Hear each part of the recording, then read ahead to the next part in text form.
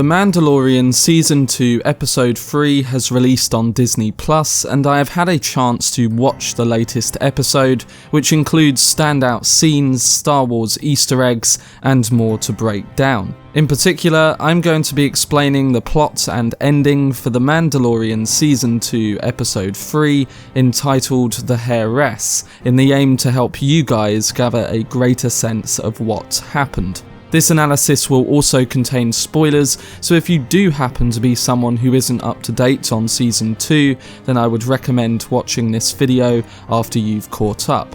If you want to see more uploads on every episode of The Mandalorian Season 2, then don't forget to subscribe to the channel and turn on your notifications. Also, if you enjoy this video, remember to give it a like rating. But without further ado, let's dive into my breakdown and explained video for The Mandalorian Season 2 Episode 3.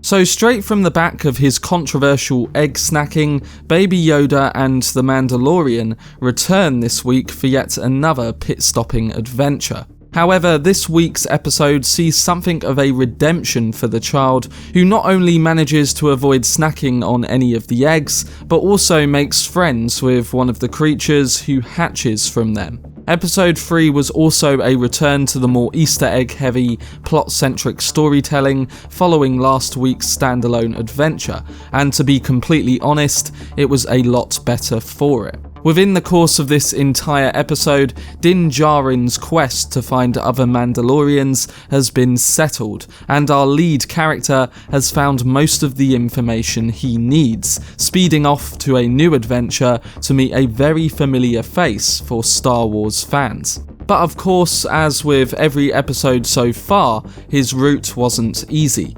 Following the damage to his ship last week, Mando's journey to the planet Trask wasn't so smooth, as his ship makes a rough landing and he's betrayed after getting a tip-off about some other Mandalorians from a Mon Calamari bartender. In typical fashion, several squid-like aliens try to feed Baby Yoda to a huge sea creature, and Mando is about to be drowned for his expensive Beskar armor, only to instead be rescued. And here's where things got really interesting. You see, not only were his heroes the Mandalorians he was looking for, but one of them has actually appeared in Star Wars before. This involves Katie Sackhoff's Bo-Katan, who had a role in the Clone Wars and Star Wars Rebels TV series and appears here in live-action form for the first time. Since fans last saw her, things have clearly been tough for Bo-Katan, but her presence also illuminates something about our Mandalorian. Over the series so far,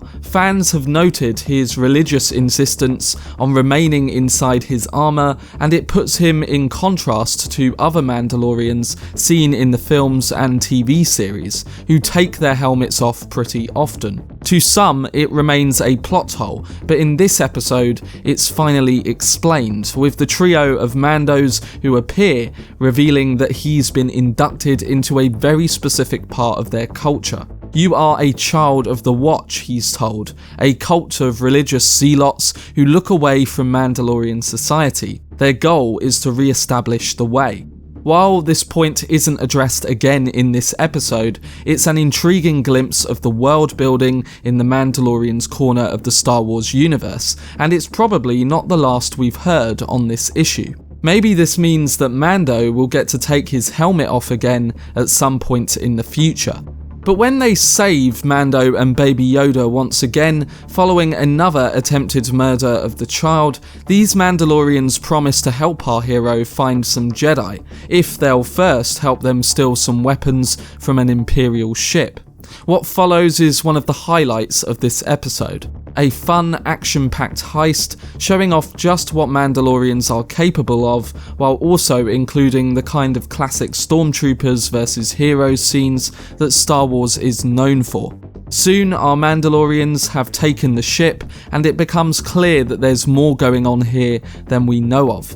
Bo-Katan is after the Darksaber, the legendary weapon of Mandalore wielded by their leader, and which she possessed when she was last seen in Star Wars Rebels.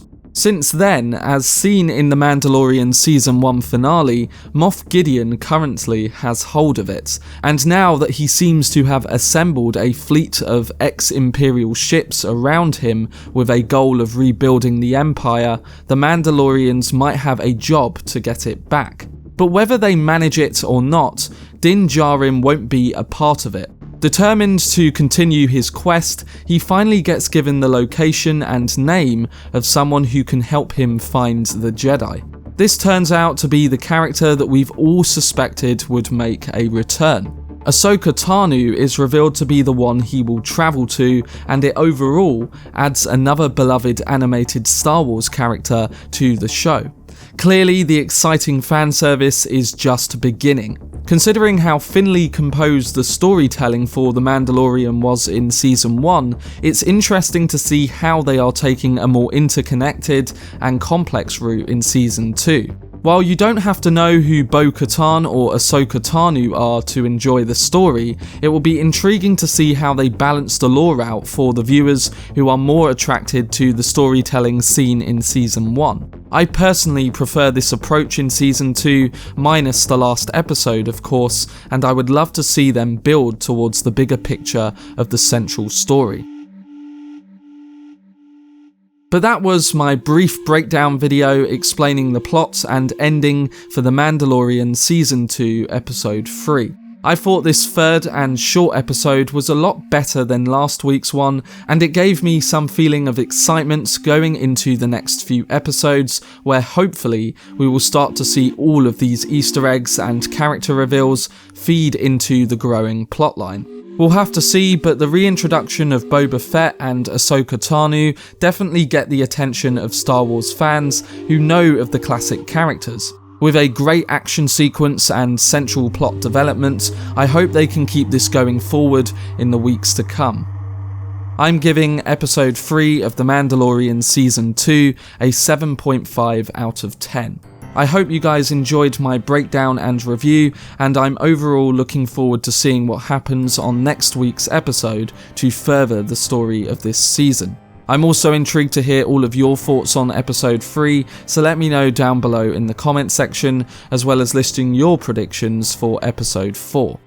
For more videos on The Mandalorian Season 2 over the next few weeks, then don't forget to subscribe to the channel and turn on your notifications. Also, if you enjoyed this video, remember to leave a like rating.